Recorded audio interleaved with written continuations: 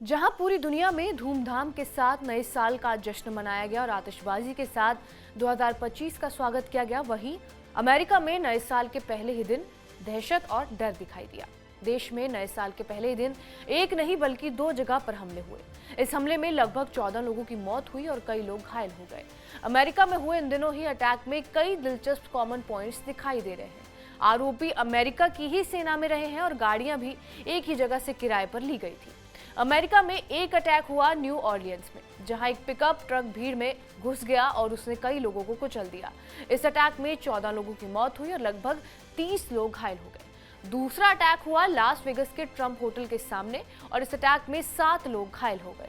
New Orleans में हुए attack के कुछ ही देर बाद लास वेगस में भी हमला सामने आया, जहां टेस्ला के ट्रक में विस्फोट हुआ और ये विस्फोट ट्रंप होटल के ठीक सामने हुआ, जहां ट्रक एकदम आग के हवाले हो गया और होटल में फायर अलार्म बजने लगे।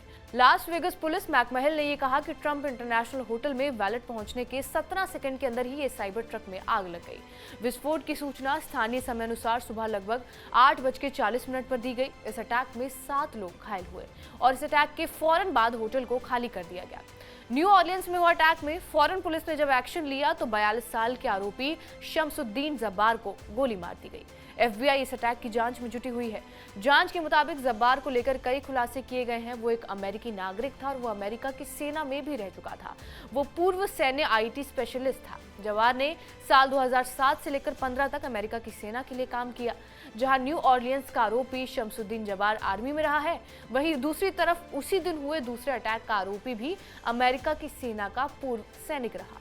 वो अमेरिकी सेना का ग्रीन बेरेट था। कुछ विदेशी मीडिया के मुताबिक आरोपी का नाम मैथ्यू एलन लिवेसबर्गर बताया गया है।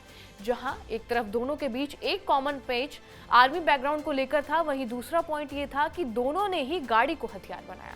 जहां जब्बार ने पिकअप ट्रक से हमला किया, वहीं लिवेसबर्गर ने टेस्ला ट्रक को हथियार बनाया। एक और हैरान करने वाली बात यह है कि दोनों ने ही वाहन को एक ही ऐप से किराए पर लिया था। अधिकारियों ने कहा कि लिवेसबर्गर ने क्रिसमस के 3 दिन बाद डेनवर में टेस्ला ट्रक को किराए पर लिया था और सोमवार को कोलोराडो स्प्रिंग्स के साथ इलेक्ट्रिक ट्रक को चार्ज किया था। बुधवार की सुबह लास वेगस पहुंचने से पहले उसने न्यू मैक्सिको और एरिजोना में इसे फिर से चार्ज किया। न्यू ऑरलियंस में हुए अटैक में आरोपी जब्बार का संबंध ISI के साथ भी सामने आया। FBI को जब्बार के ट्रक में से ISI का झंडा मिला। साथ ही उसने अटैक से पहले ISIS का समर्थन करते हुए 5 वीडियोस भी पोस्ट किए। और हाल ही में अमेरिका के कैलिफोर्निया में एक छोटा विमान हादसा भी हो गया, जिसमें 2 लोगों की मौत हो गई जबकि 18 लोग घायल हो गए। जानकारी के मुताबिक देखा जाए तो ये विमान एक वेयरहाउस पर गिर गया, जिसके बाद विमान में आग लग गई और ये घटना गुरुवार को दोपहर करीब 2 बजे हुई है। फुलटन म्यूनिसिपल एयरपोर्ट के पास ये छोटा विमान एक बिल्डिंग पर गिर गया, जिसके बाद ये पूरा हादसा हुआ। यानी अमेरिका में नए साल पर दहशत फैली हुई है। बहरहाल इस खबर के ऊपर आपकी क्या प्रक्रिया है, हमें कमेंट करके जरूर बताएं। बाकी देश और दुनिया की तमाम बड़ी खबरों से अपडेटेड रहने के लिए सब्सक्राइब करिए TV9 डिजिटल।